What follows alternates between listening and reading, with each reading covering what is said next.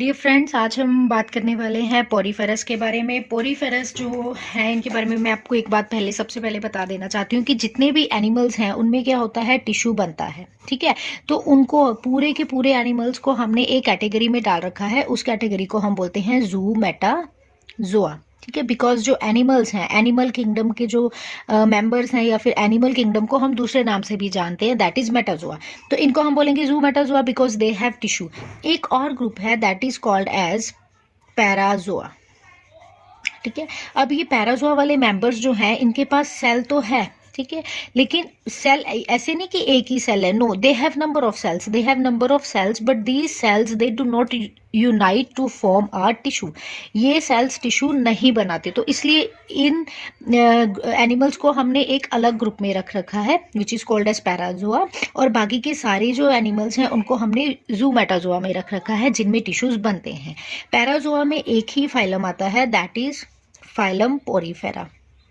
ठीक है, और जू मेटाजोआ में बाकी के सारे फाइलम्स आते हैं, जैसे कि Cnidaria, Ctenophora, Platyhelminthes, Aschelminthes, mollusc, annelid, arthropods, बाकी सारे फाइलम्स जू मेटाजोआ में आएंगे। इनमें आएंगे Porifera.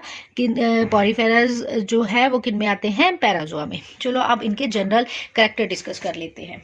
Porifera they have body vase like, cylindrical और इरेगुलर। मतलब वेस्ट लाइक तो हम समझते हैं कि इनकी बॉडी कैसी हो सकती है, जैसे कि हम मेन एग्जांपल करते हैं पोरीफेरा की, जो मेन एग्जांपल पढ़ते होते हैं वो ऐसी बनी हुई होती है। तो इनकी बॉडी कैसी है, वेस्ट लाइक हो सकती है, या फिर इनकी बॉडी कैसी हो सकती है, सिलेंड्रिकल हो सकती है, ऐसे भी स्पॉन्जेस होते हैं, ग्लोबुलर हो सकती है, मतलब कोई भी शेप हो सकती है बॉडी की।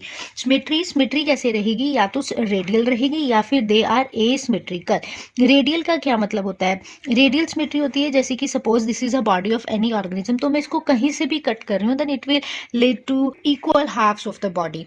ठीक है, मतलब एक जैसे, क्योंकि कोई ऑर्गन तो है नहीं। बाइलेटरल में क्या होता है, suppose we are talking about this organism, ठीक है, सपोज तो ऐसा कोई ऑर्गेनिज्म है, तो अगर हम बाइलेटरल की बात करें तो बाइलेटरल में क्या होता है कि एक ही प्लेन से, अभी यहीं से हम इसको कट करेंगे तभी हमें इसके दो इक्वल हाफ्स मिलेंगे। लेकिन रेडियल में क्या हो रहा है, हम कहीं से भी कट कर रहे हैं, हमको इसके क्या मिल रहे हैं, इक्वल हाफ्स मिल रहे हैं। ऐसी होगी, या फिर एसिमेट्रिकल होगा कि कहीं से भी आप कट कर लो, उसके दो इक्वल हाफ्स हमें नहीं मिल सकते। तो जो बॉडी की सिमेट्री होती है वो कैसी होती है, वो या तो रेडियल होगी या फिर क्या होगी, एसिमेट्रिकल। उसके बाद हम बात करते होते हैं बहुत important character which is germ layer में होती है डिप्लोब्लास्टिक। डिप्लोप्लास्टिक से क्या मतलब है कि it is made up of two layers, दो लेयर से बना हुआ होता है। एक लेयर होती है pinacoderm which is made up of pinacocytes, एक लेयर होती है gastroderm which is made up of choanocytes. और ये जो क्वानोसाइट्स होते हैं, these cells are very very important cells present in case of Porifera.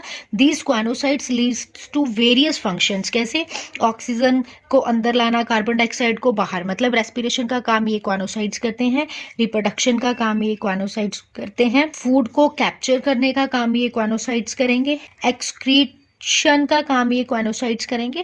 मतलब बहुत सारे ऐसे काम हैं जो कौन करता है, क्वानोसाइट्स करते हैं। अब ये पिनेकोसाइट्स क्या होते हैं, पिनेकोसाइट जैसे ये सपोज स्पंज की बॉडी है, एक पोरीफेरा की बॉडी है, it is made up of two type of layers. तो जो आउटर लेयर होगी, this outer layer is of pinacocytes, और ये पूरा मिलके क्या बना देती है, एक पिनेकोडर्म। क्या बना देती है, एक पिनेकोडर्म।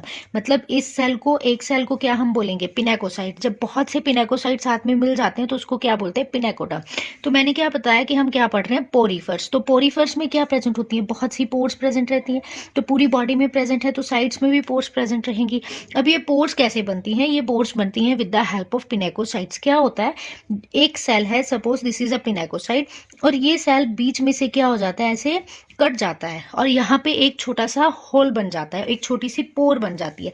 मतलब बड़ा करके दिखाऊं तो ऐसे एक सेल है, ये सेल क्या हो गया, बीच में से कट गया, और यहाँ पे एक पोर बन जाती है, एक जगह बन जाती है, जिससे बीच में क्या होता है, एक रास्ता बन जाता है।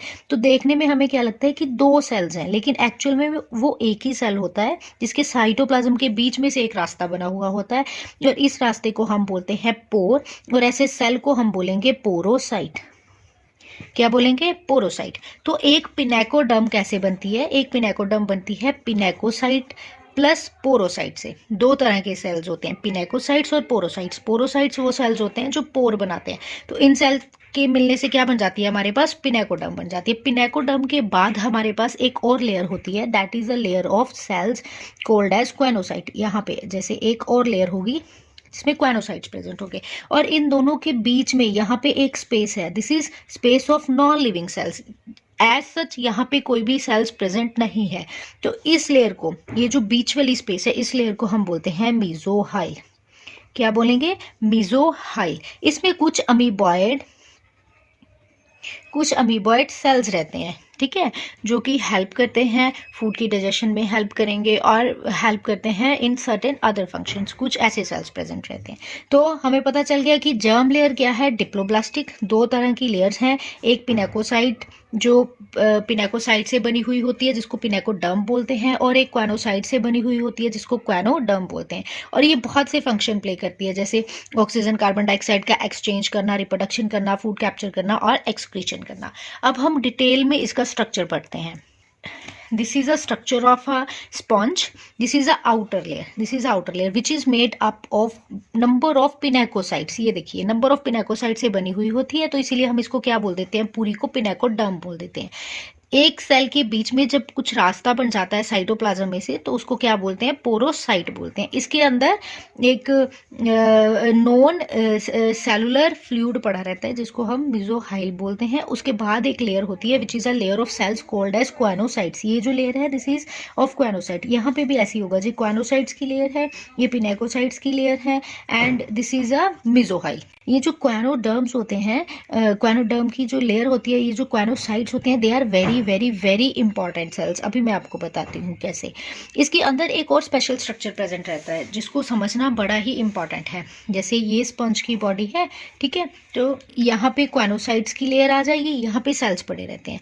तो अब ये स्पंज जो है इसका ऐसा स्ट्रक्चर है, मतलब ये इंटैक्ट रहती है, वो क्यों रहती है, ठीक है, ये गिर क्यों नहीं जाता है, इसका स्केलेटन क्यों है, this is just because of presence of, यहाँ पे क्या होता है, स्प्यूल्स प्रेजेंट होते हैं, एक ऐसे करके या फिर ऐसे राइस के जैसे स्ट्रक्चर्स प्रेजेंट होते हैं जिनको हम स्पिक्यूल्स बोलते हैं, ठीक है। ये स्पिक्यूल्स क्या होते हैं, ये स्पिक्यूल्स हेल्प करते हैं इसके स्ट्रक्चर को मेंटेन करने में, और इन्हीं स्पिक्यूल्स ने एक बड़ा ही पर्टिकुलर सेल होता है उसको कवर करके रखा होता है, और उस कवर सेल को हम बोलते हैं archaeocyte. This cell is called as archaeocyte. ये सेल हेल्प करता है रिप्रोडक्शन में।